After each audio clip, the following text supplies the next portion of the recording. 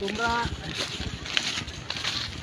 মানে হ্যাঁ দুপুর থেকে এগুলো বাজাচ্ছ, দুপুর থেকে আমি বাইরে ভাই শুনলাম যে দুপুর থেকে তোমরা বক্স বাজাচ্ছ পিকনিক খাওয়ার জন্য।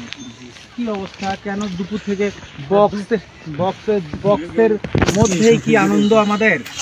তোমাদের পিকনিক খাওয়াতে তো কোনো অসুবিধা নাই, কিন্তু এই বক্সগুলো তুমি একটু সরাতো। এই যে বক্স, এইটা দুইটা ভাড়া কত নিছে?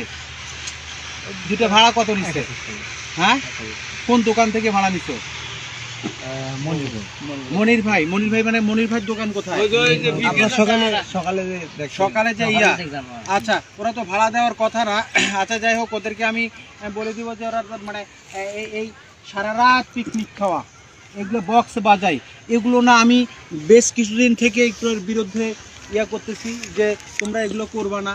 এই ছাড়া তোমরা অন্যভাবে আনন্দ করো, তোমরা খেলাধুলা করো, তোমাদেরকে বল দিব, তোমাদেরকে সব কিছু সহযোগিতা করব।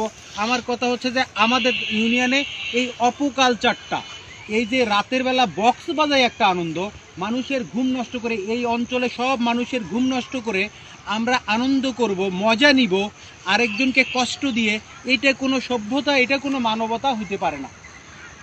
এই জন্য এগুলো চলবে না। তোমরা পিকনিক খাবে, তার পিকনিকের মানে খাওয়ার ক্ষেত্রেও এ রাতের দরকার নাই তো। এই যে তোমরা উঠতি বয়সের পোলাপানগুলো তোমরা রাতে যে এখানে পিকনিক খাবে, মানে এইটাও তো ভালো দেখায় না। এগুলো কি, এগুলো তো সমাজের মধ্যে আমাদের নতুন একটা অপসংস্কৃতি চলে আসতেছে।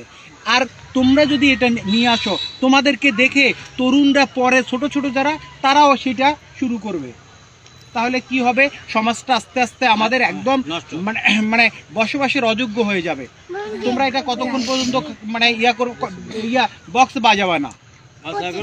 বক্স বাজাইলেই আমি মানে এই যে গ্রাম পুলিশ নিয়ে আসছি, আমি বক্স বাজাইলেই ওদেরকে আমি আরো আগে আসি এখানে থাকতে বলছি।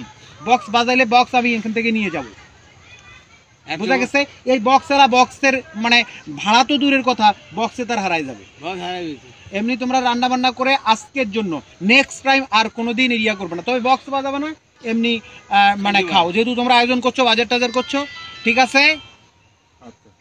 ওকে, হ্যাঁ, এর ব্যত্যয় যেন ঘটে না। ধন্যবাদ তোমাদেরকে। না হলে আমি এই তোমাদেরকে গার্ডিয়ানদেরকে সবাইকে আমি জানাবো। হ্যাঁ, আচ্ছা ঠিক আছে।